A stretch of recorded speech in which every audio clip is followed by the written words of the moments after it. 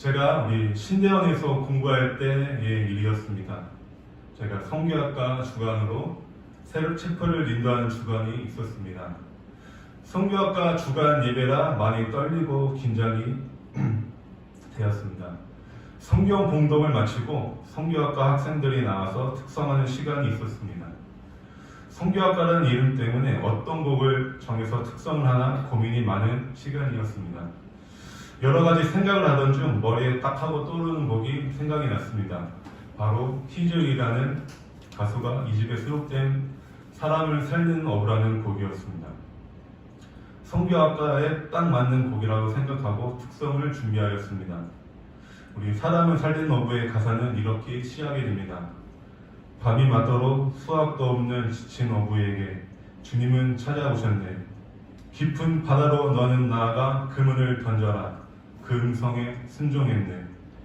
이전엔 없던 놀라운 일을 이루어 주셨네.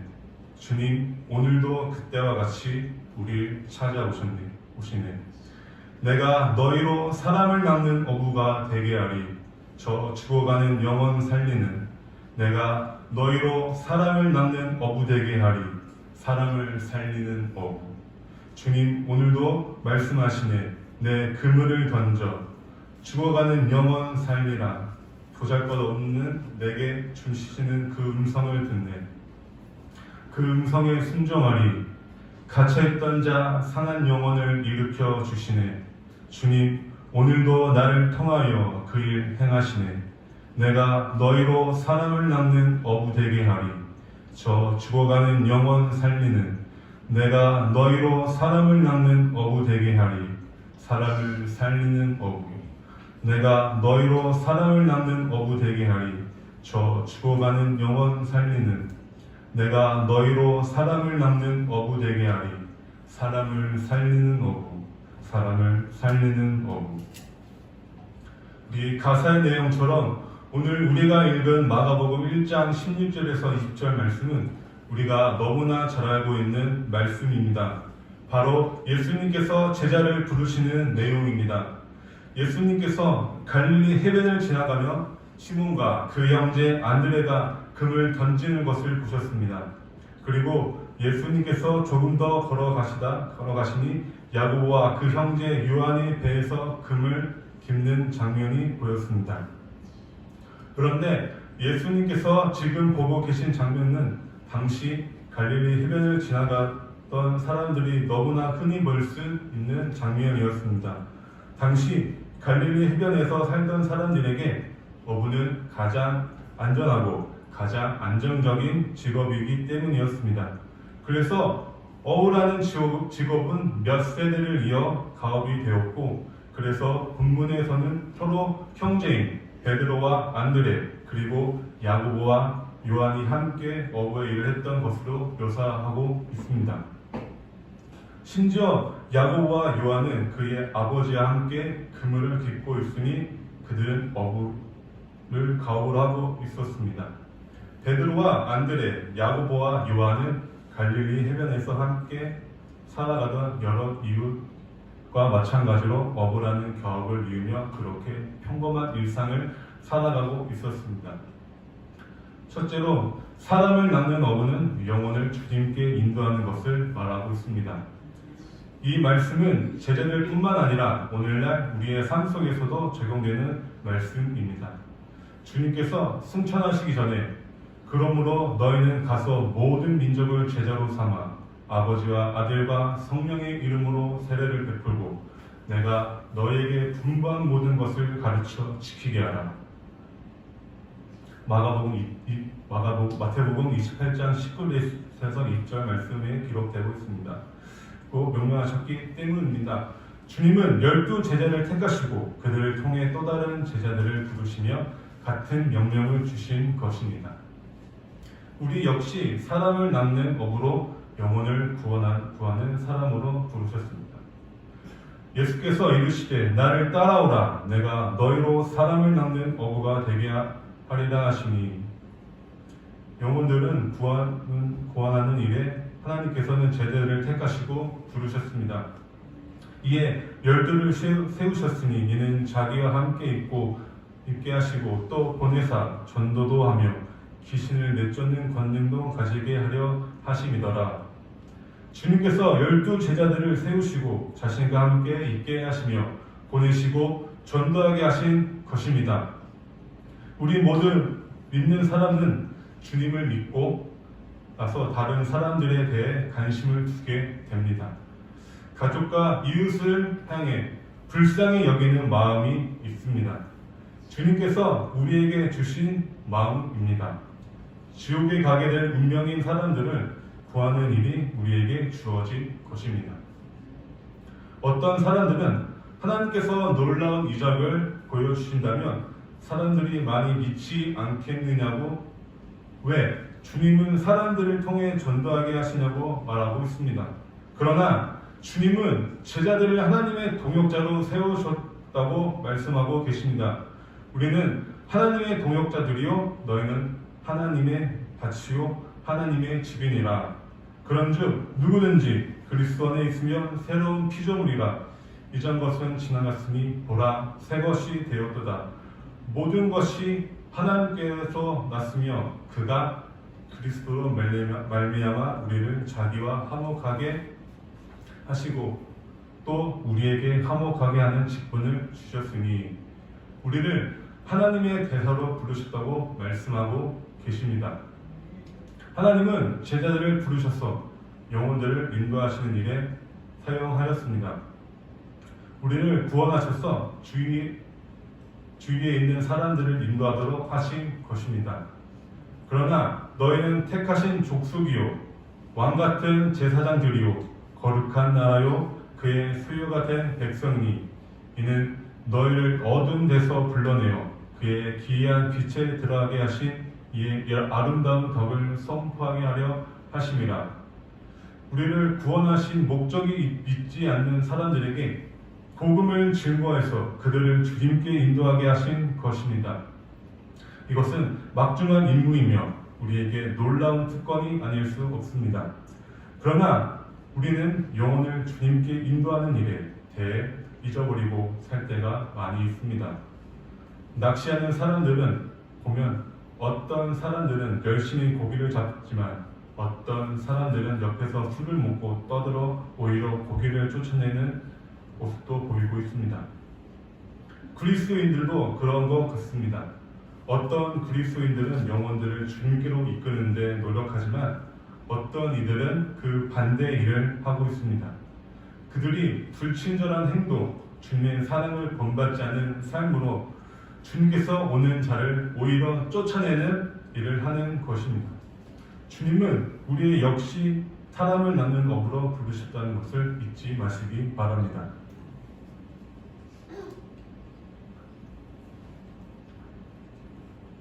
두 번째, 주님은 영혼을 구원하는 일에 평범한 사람들을 부르셨습니다. 시몬과 그 형제 안드레가 바다에 금을 던지는 것을 보시니 그들은 억울하.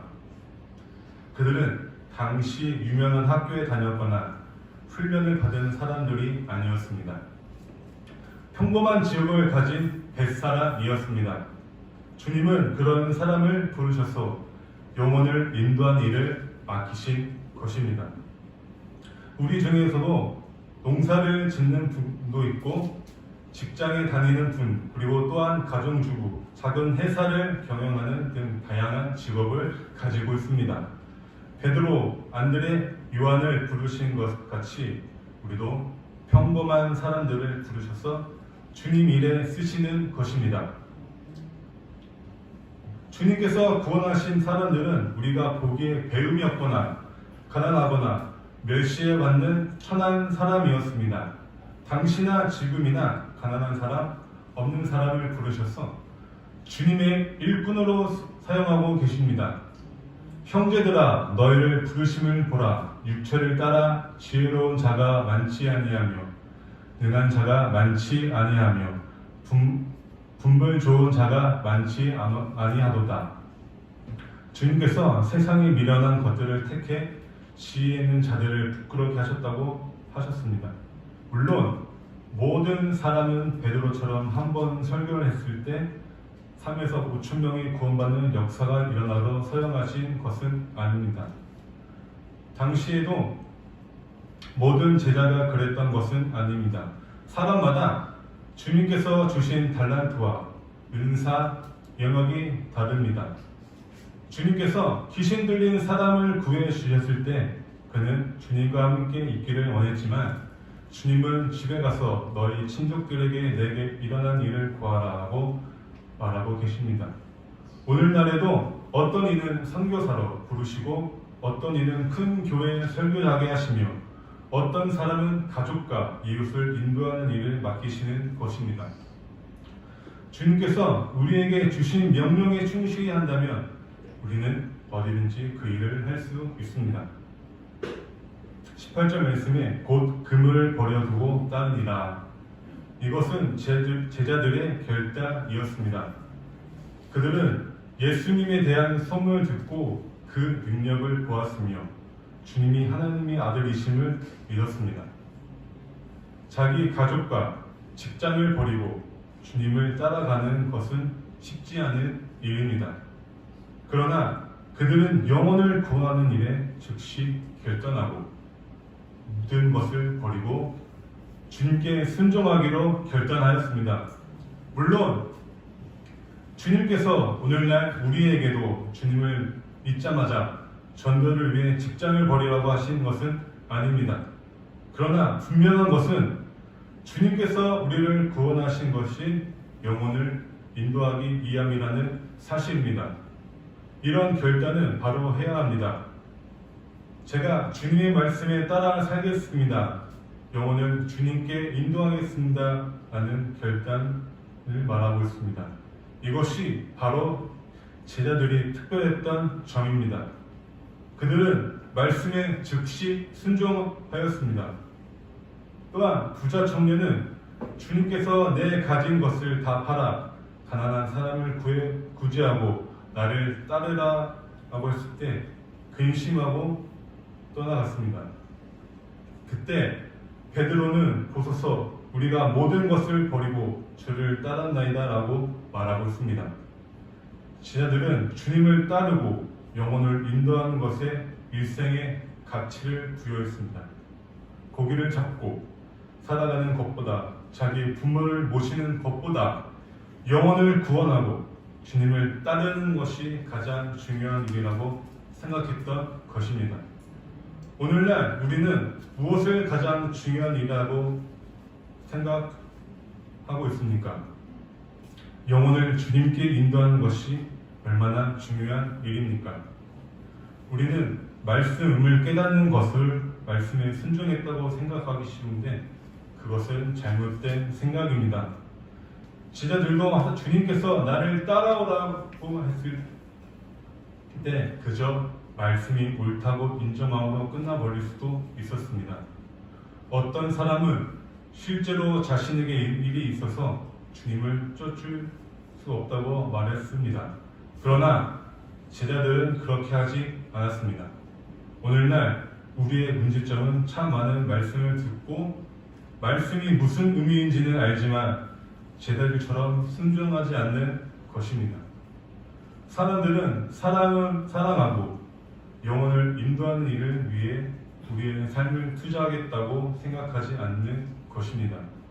알고만 있고 배우기만 하며 오늘 설교 잘 들었다, 참 좋았다라고만 말하고 있습니다.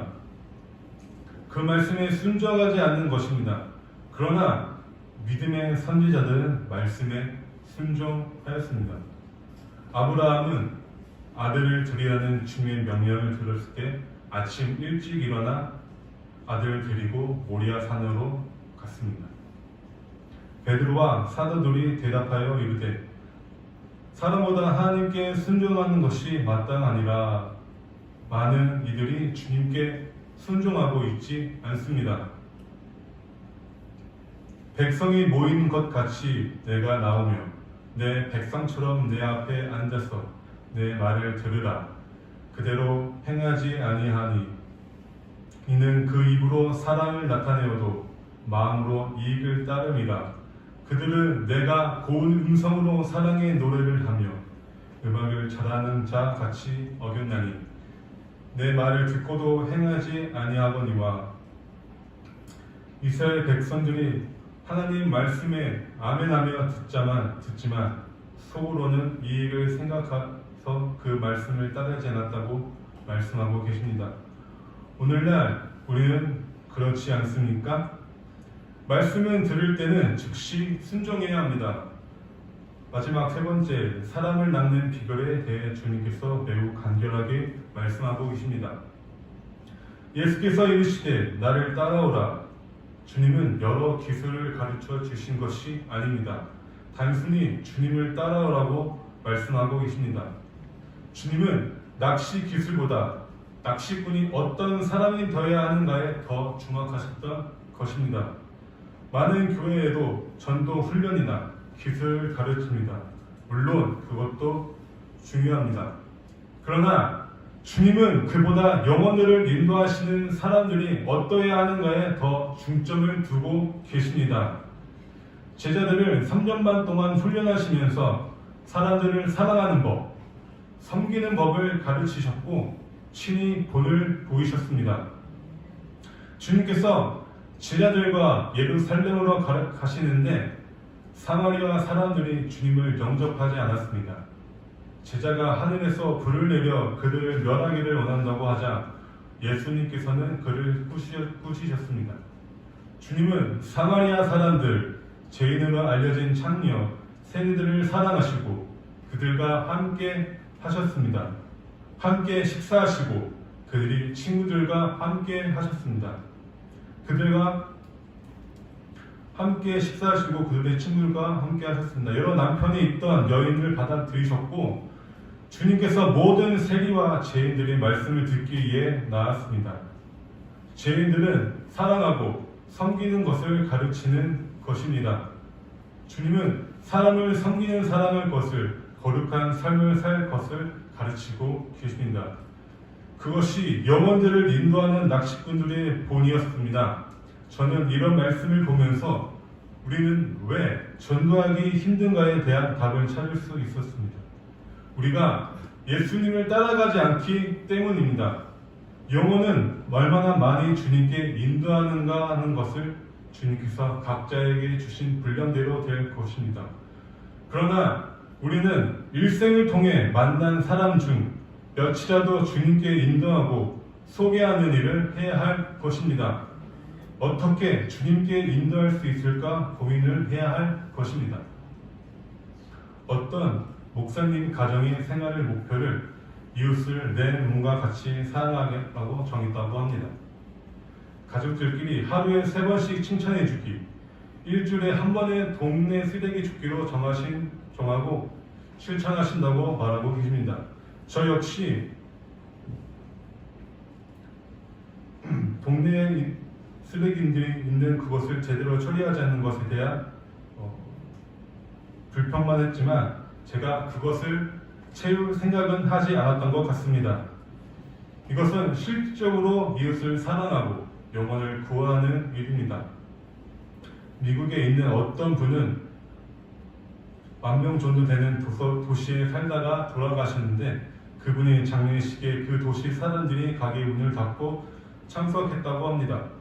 그분이 생전에 한 일을 동네 사람들을 집에 초대해서 함께 식사를 나누고 그들의 이름을 부엌에 써놓고 늘 기도하는 것이었기 때문입니다. 집안일을 할 때나 수시로 그를 위해 기도했던 것입니다. 그에게 이웃을 사랑하는 마음이 있었던 것입니다.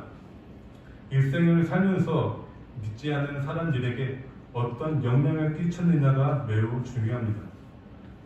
내가 너희에게 말하노니 불의의 재물을 친구로 사귀라. 그리하면 그 재물이 없어질 때 그들이 너희를 영주할 처소로 영접하리라. 많은 사람은 옳은 대로 돌아오게 한 자는 별과 같이 영원토록 빛나리라. 우리는 사람을 낳는 업으로 부르셨습니다. 제자들은 그 명령에 즉시 따랐습니다. 그들은 주님과 함께 있고 주님이 승천하신 후에도 주님을 따라갔습니다. 제자들은 모든 영혼을 주님께 인도하는 일을 하다가 순교 당했습니다. 오늘날 우리를 구원하신 이유 중 하나는 영혼을 구원하는 일이라는 이것을 잊지 마시기 바랍니다. 모두가 선교사나 설교자로 부르시지는 않았지만 각 처에서 가족들, 이웃들을 인도하도록 부르셨다는 것을 기억하시기 바랍니다. 주님의 말씀에 순종하시고 실질적으로 어떻게 영혼을 주님께 인도할지를 생각하시기 바랍니다. 오늘 말씀의 결론입니다. 예수님께서 12 제자들에게 자기를 따르도록 부르신 것처럼 예수님께서도 우리도 복음으로 불러서 우리로 예수님을 따르도록 하셨습니다. 제자들이 모든 것을 버리고 자기를 부인하고 자기 십자가를 지고 예수님을 따라야 했던 것처럼 우리도 주님의 음성을 듣고 따르는데 방해되는 모든 것을 버려야 한다는 말씀입니다. 우리가 예수님을 따를 때 예수님의 증인이 된다고 말씀하고 계십니다. 우리를 전도자로 만드는 것은 예수님의 책임이지만 예수님을 따르는 것은 우리의 책임입니다. 그러나 성령님이 도와주십니다. 또 우리가 예수님을 따르기 위해서 서로 만나고 절교하고 특별히 불신자를 위해 기도하는 저와 여러분이 되기를 예수님의 이름으로 축원합니다. 오늘 설교를 통하여 우리에게 주는 교훈은 예수님의 부름에 순종하는 삶은 이 땅에서 받을 수 없는 하늘의 복을 받는 것입니다. 성경에 기록된 순종의 모습을 본받아 앞으로 제자의 삶을 살아가는 모든 영일교회 성도님 가정 가운데 자녀들 가운데 주님의 축복이 항상 함께 하시기를 주님 이름으로 기도하고 축복합니다. 기도하시겠습니다. 오늘 설교를 통하여 예수님 부름에 순종하는 삶을 살아가는 모든 영일교회 성도님들이 이 땅에서 받을 수 없는 하늘의 복을 받고 주님의 부르심에 아멘하며 순종하는 삶을 살아갈 수 있는 믿음을 허락하여 주시고 순종하는 믿음이 더욱 커지는 주님 자녀들이 되게 인도하여 주옵소서. 이 모든 말씀 살아계시는 예수님 이름으로 기도하옵나이다. 아멘.